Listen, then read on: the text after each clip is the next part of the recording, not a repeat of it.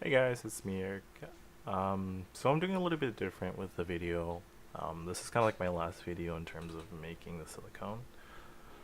Everything else is in final preparation of making the sword. This process, I'm demolding the mold using one of the clay, um, and then making one half of this mold using a poster board that's black. You can use pretty much anything that's stiff. I just rub Vaseline on the mold. It's a good releasing agent for silicone. Right now I'm using hot glue, just gluing each side. It doesn't entirely have to be perfect on each side for the mold as long as it's perpendicular with the other mold. Right now I'm using an OMO 30 silicone non-platinum base, so I'm not quite sure.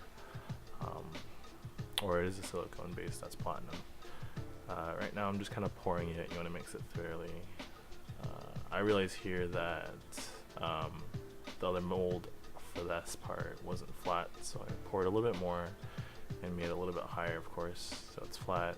The other side was my first trial, didn't turn out too well, and I didn't know if silicone will stick to it on the other side, so I just thought to proceed with the next part of it. As you can see, the spout, I forgot to put clay on there, so I'm going to cut that out later with the X-Acto knife. I'm just demolding it, and it turned out pretty nicely. I think I should have left the other side of the clay where I first made the mold, the model master prop inside the silicone first. That way probably have a accurate and more tight of the seal. Just me testing to put it together. Right now I'm just kind of using a metallic base powder. You want to do it in a velvet alone because it does get very powdery if you get everywhere.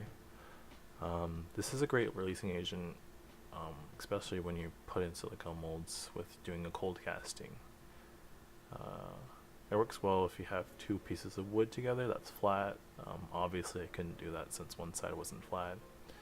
And just align in the mold, and I think at this point I use painter's tape to hold everything together.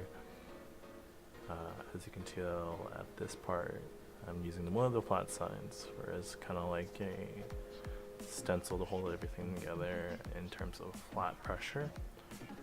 Maybe at this point, I realized maybe 2 strips of tape on each top and bottom wasn't enough. I'm using a 325 plastic type of mold. It cures in about 3 minutes of a pot life, so you want to do it fairly quickly. It gets thicker and hot over time. As you can tell, I put a little bit more of the metallic powder inside. And you want to make sure you want to use gloves because, you don't want to try to clean it off with your hand because it gets pretty sticky. And I realize here you might want to use a little bit more tape, especially holding the piece together. Luckily the mold was a cure in 3 minutes, which is nice. And then demolding in this process. The cold casting works really well as a releasing agent.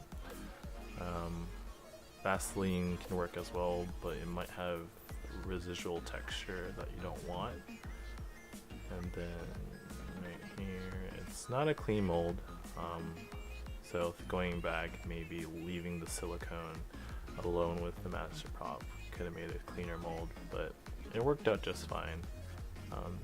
Fitting to the sword works pretty well to the master prop, and then the pommel of the sword is the same process as the guard. Alright, thanks for watching guys. That's pretty much the end of this video. There's another part I'm going to be showing you with the final part of the mold. This one involves a matrix mold, so if you want to see that later, I'll be making that video sometime soon, or next week, or a few more days, maybe a month, I'm not really sure. But thanks for watching. If you want to like this video, please thumbs up and subscribe if you want to see more stuff like this, and I'll see you guys later. Thanks.